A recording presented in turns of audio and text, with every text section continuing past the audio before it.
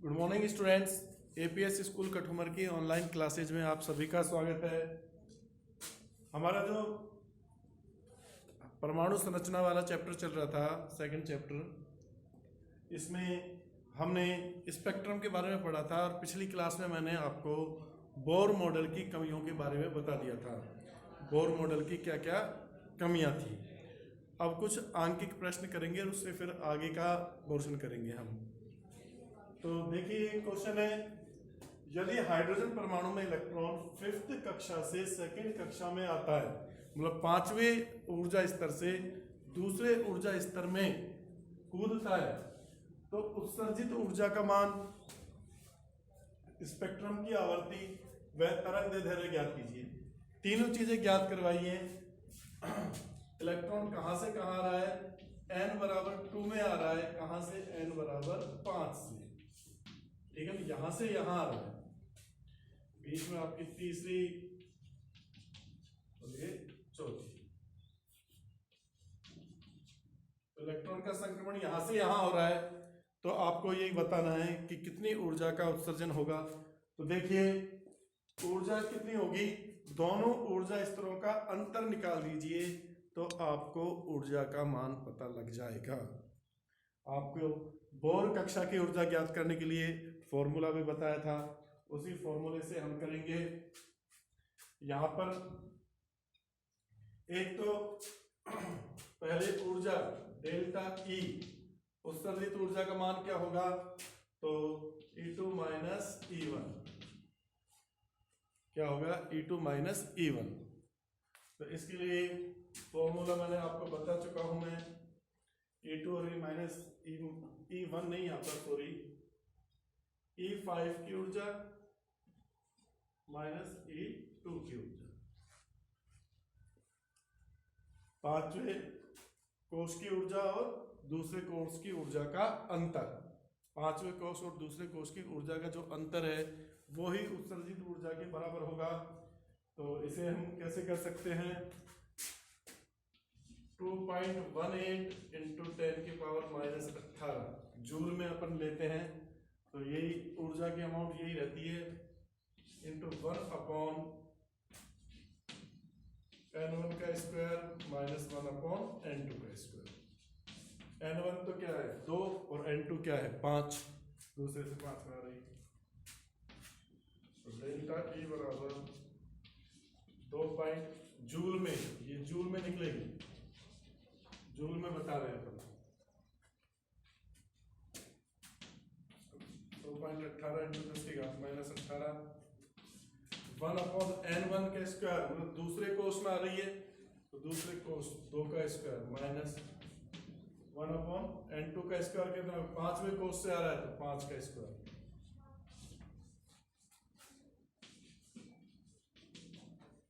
ये आपका 2.18 इंटू 10 की घात माइनस 18,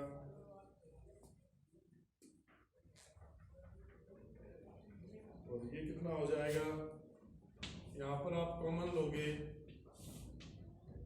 पहले तो इसी को कर लिख लेते हैं, 1/2 दूनी 4 माइनस 1/25, दोनों का एलसीएम लोगे तो 25 चौक 100, 4 में भाग दोगे तो 25 और ये माइनस 4, ठीक है भाई। क्या आएगा,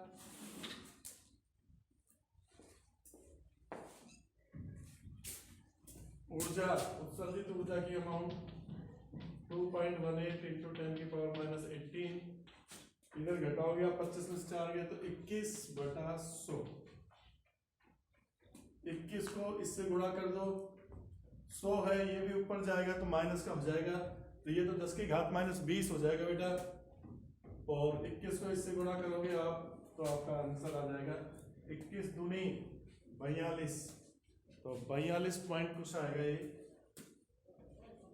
42.4 इंटू 10 की पावर माइनस 20,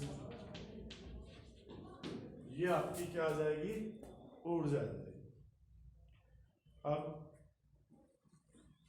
इसको अपन क्या लिख सकते हैं,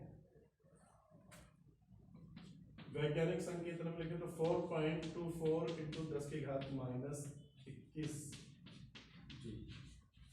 ये आपका आंसर आ जाएगा। अब ऊर्जा ज्ञात कर ली है आपने,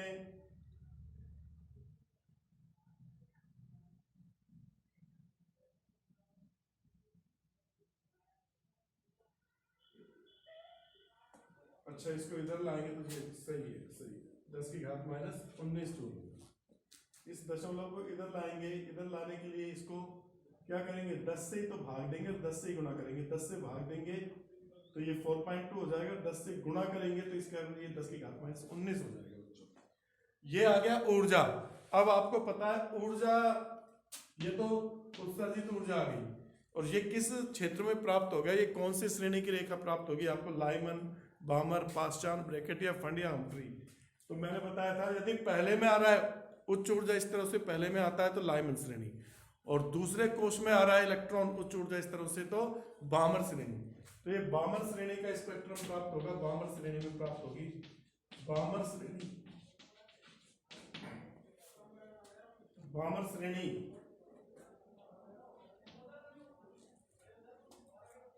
बामर श्रेणी में प्राप्त होगी। अब इसका हमें क्या ज्ञात करना है, आवर्ती और तरंग दैर्ध्य। तो आपको पता है E बराबर एच न्यू होता है, ये जानते हो आप। तरंग सिद्धांत के अनुसार E बराबर तरंग, किसी तरंग की ऊर्जा क्या होती है, H इंटू न्यू के बराबर। न्यू ज्ञात करना है तो न्यू बराबर क्या हो जाएगा, H अपॉन E। H का मान आपको पता है 6.62 इंटू 10 की power minus 34 joule into second, और एनर्जी आपने निकाल दी है ये यहाँ पर 4.5 ही आएगी, 4.5 पावर इंटू 10 की पावर माइनस 19। इनको सॉल्व करोगे 10 की घात माइनस 19 को ऊपर ले जाओगे प्लस का हो जाएगा, 34 में से 19 को घटाओगे तो माइनस 15 बचेगा, 10 की घात माइनस 15। और 4.54 को 6.62 में आप डिवाइड करोगे इसको, तो आपका जो आंसर आएगा वो लगभग आ जाएगा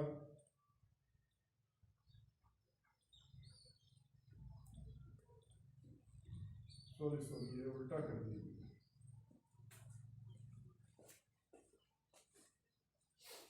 बच्चों, वैल्यू उल्टी रख दी है मैंने। ये न्यू बराबर E अपॉन एच होगा बच्चों, एच अपॉन ई नहीं होगा। इसको इधर लाओगे तो बटा में जाएगा। E का मान आपके पास है 4.54 इंटू 10 की पावर माइनस 19, और H का मान आपको याद, H का मान हमेशा याद रखना है 6.62 इंटू 10 की पावर माइनस 35। ये ऊपर जाएगा तो ये प्लस का हो जाएगा 34, 34 में से 19 गए तो आपके 15 बच जाएंगे, 10 की घात 15। कितना बचेगा, 10 की घात 15, और 10 की घात 15 है, और ये है 6, और ये हो जाएगा 45, 6 6 36, 6 7 42, लगभग 7 या 6 बार जाएगा। ये आंसर आएगा आपका 6.91 इंटू 10 की पावर 14 हर्ट्ज। ये आपकी आवृत्ति आ जाएगी, ये आपकी क्या आ जाएगी, आवृत्ति आ जाएगी। और तरंग दैर्ध्य ज्ञात करनी है, तो तरंग दैर्ध्य आपको पता है C बराबर न्यू लैम्बडा होता है। न्यू आपने पता कर लिया है, लैम्बडा का पता करना है तो लैम्बडा बराबर क्या हो जाएगा, C बटा न्यू, 3 गुणा 10 की घात 8, और ये हो जाएगा 6.91 इंटू 10 की घात 14। इसका आप सॉल्व करोगे तो जो आपका आंसर है वो आंसर आएगा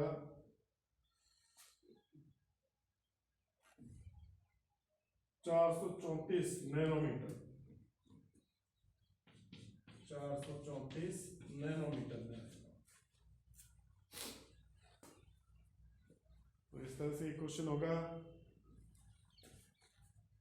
मीटर में आएगा लेकिन मीटर में वैल्यू बहुत कम होगी, 10 की घात 14 ऊपर जाएगा तो माइनस का हो जाएगा बच्चों, माइनस का हो जाएगा तो 10 की घात माइनस 6 बचेगा। यहाँ पर 14 में से 8 गए तो माइनस का 6 बचेगा, और ये 1/2, 1/2 से ज्यादा बार कटेगा, इसलिए यहाँ पर 5 की जगह 434 आ जाएगा, 500 की जगह। तो उतार लीजिए इसको, इसका स्क्रीनशॉट ले लीजिए।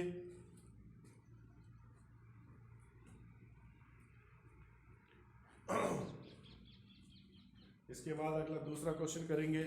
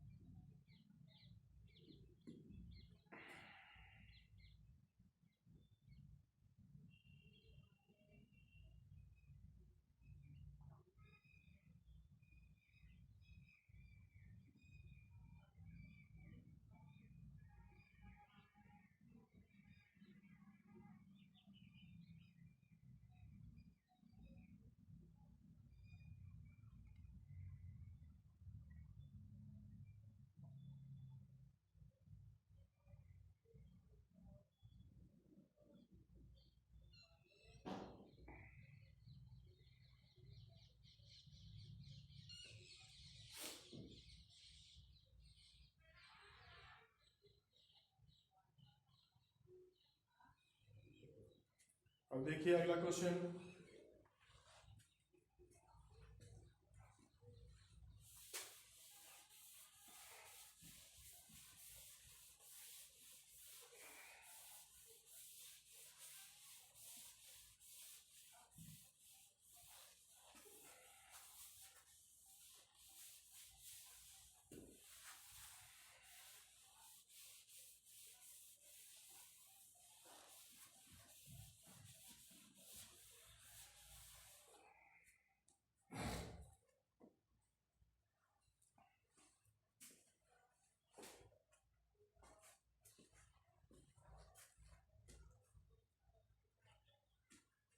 अगला क्वेश्चन है, हाइड्रोजन परमाणु में एक इलेक्ट्रॉन तृतीय कक्ष से प्रथम कक्ष में कूदता है, प्रथम कक्ष में कूदता है। तो स्पेक्ट्रमी रेखा की आवर्ती ज्ञात कीजिए। तो स्पेक्ट्रमी रेखा की आवर्ती ज्ञात कीजिए।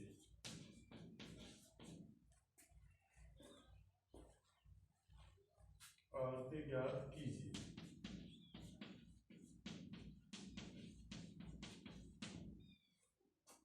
कैसे करोगे? तो मैंने आपको पिछली क्लास में जो ट्रिक बताई थी, क्या ट्रिक बताई थी कि 1/r के मान से भाई न्यू बार या 1/λ बराबर में क्या होता है, r(z²) 1/n1 का स्क्वायर माइनस 1/n2 का स्क्वायर। यहाँ पर r का मान 109 677 होता है, लेकिन अपन उस मान को नहीं रखेंगे। अपन 1/r के मान को रखकर पहले लैम्डा ज्ञात करेंगे, तरंग दैर्ध्य ज्ञात करेंगे।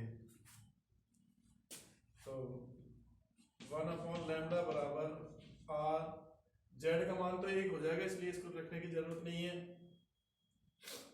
इधर क्या होगा, 1/n1 का मान 1 है, तो 1 का स्क्वायर माइनस n2 का क्या है मान 3 का स्क्वायर।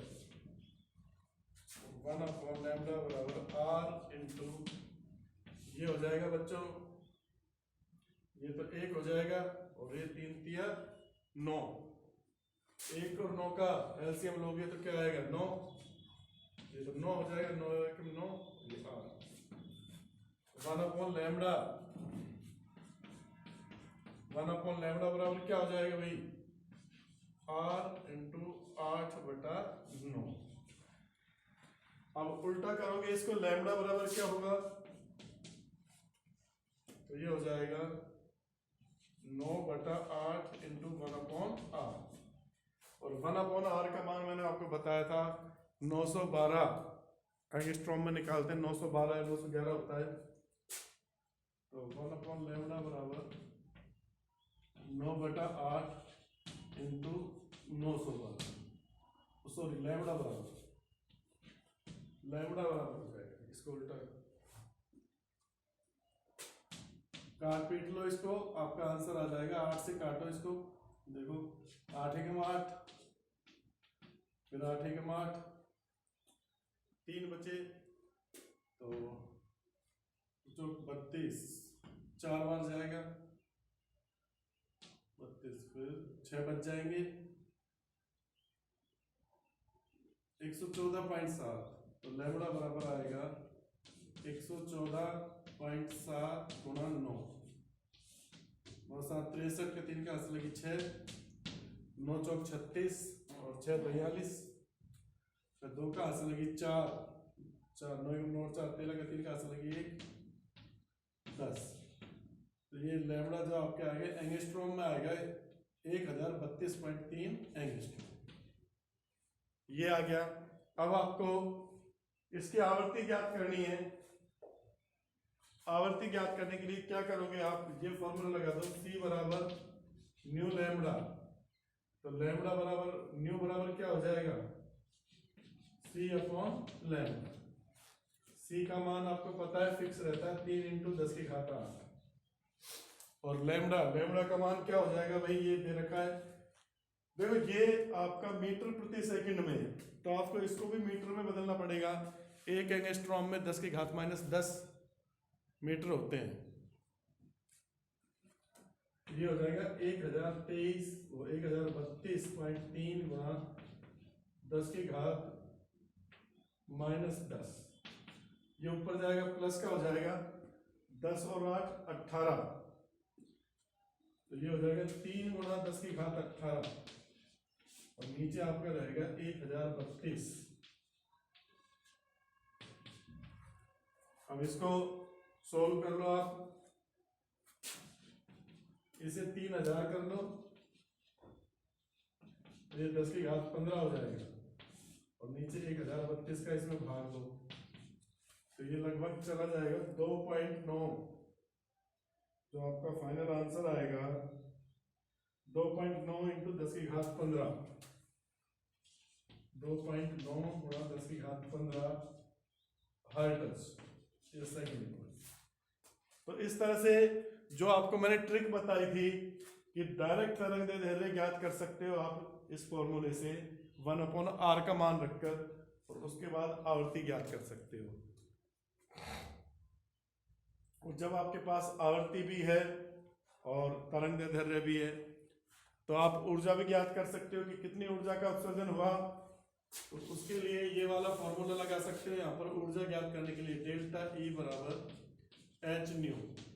H का मान 6.62 इंटू 10 की पावर -34 जूल इंटू सेकेंड, और न्यू ये है 2.9 इंटू 10 की घात 15।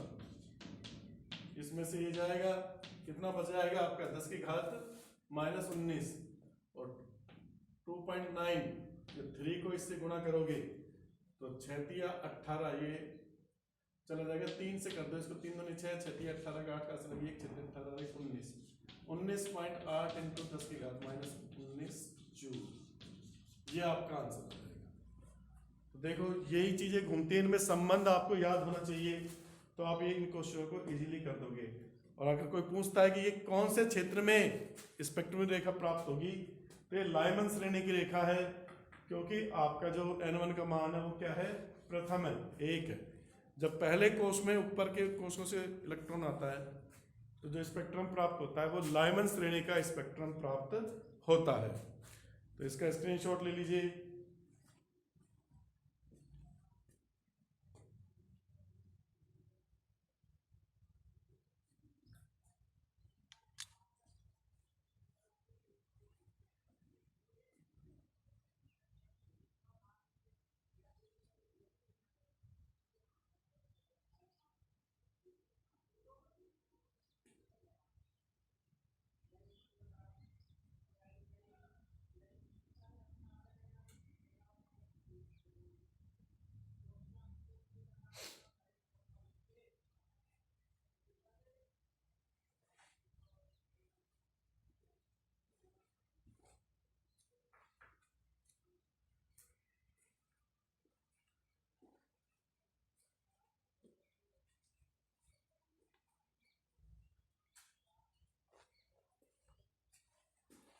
अभी स्क्रीनशॉट ले लिया, आप देखिए इसका।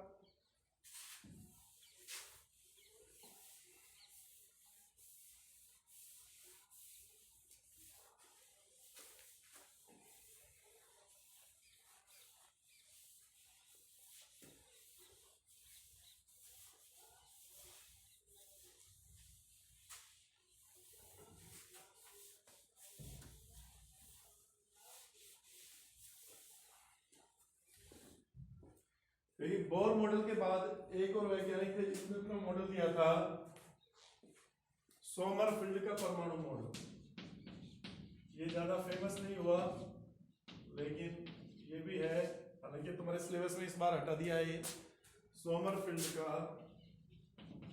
परमाणु मॉडल।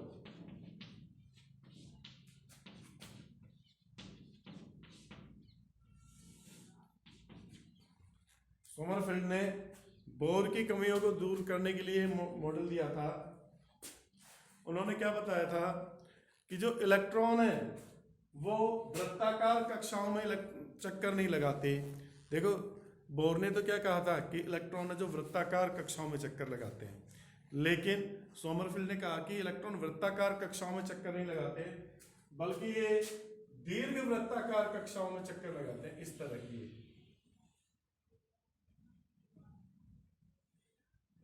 दीर्घ वृत्ताकार कक्षाओं में।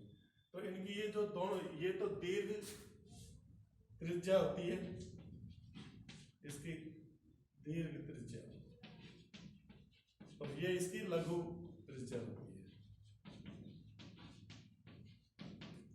इलेक्ट्रॉन ऐसे चक्कर लगाता है इनमें, ये नाभिक हो गया यहाँ पर, नाभिक, ठीक है ना। तो इलेक्ट्रॉन इस तरह से चक्कर लगाते हैं, और उन्होंने बताया जब इलेक्ट्रॉन चक्कर लगाते हैं तो ये पुंसरण गति करते हैं। हर बार इनकी जो दीर्घ कक्षा और लघु कक्षा का अंतर है वो घटता जाता है, और एक स्थिति ऐसी आती है बच्चों जब दीर्घ अक्ष और लघु अक्ष समान हो जाती हैं, या दीर्घ त्रिज्या और लघु त्रिज्या क्या हो जाती है, समान हो जाती हैं, और उस समय वो इलेक्ट्रॉन क्या करता है, वृत्ताकार गति करता है। तो वृत्ताकार कक्षा जो एक क्या है, एक स्थिति है। वृत्ताकार कक्षा क्या है, एक स्थिति है। वृत्ताकार कक्षा एक स्थिति है। इलेक्ट्रॉन चक्कर किस में लगाते हैं, दीर्घ वृत्ताकार कक्षाओं में लगाते हैं। तो प्रत्येक कक्षा जो दो घटकों से मिलकर बना होता है, एक त्रिज्या घटक, आपका जो n है ये n फाई और nr से मिलकर बना होता है, उसने बताया। एक तो त्रिज्या घटक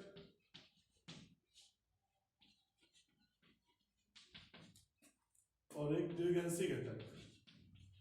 यहीं से द्विगंशी संख्या या उपकोष की धारणा मिली कि एक कोष में एक से अधिक उपकोष होते हैं। इन्होंने, सोमरफील्ड ने जो संख्या दी थी, बोर ने तो मुख्य क्वांटम संख्या दी, कक्षा के बारे में बताया, और सोमरफील्ड ने क्या बताया कि ये जो कक्षा होती है ये भी दीर्घवृत्ताकार कक्षाओं में बटी होती है। तो उन्होंने एक और संख्या प्रतिपादित की जिसे हम द्विगंशी या गौण क्वांटम संख्या कहते हैं।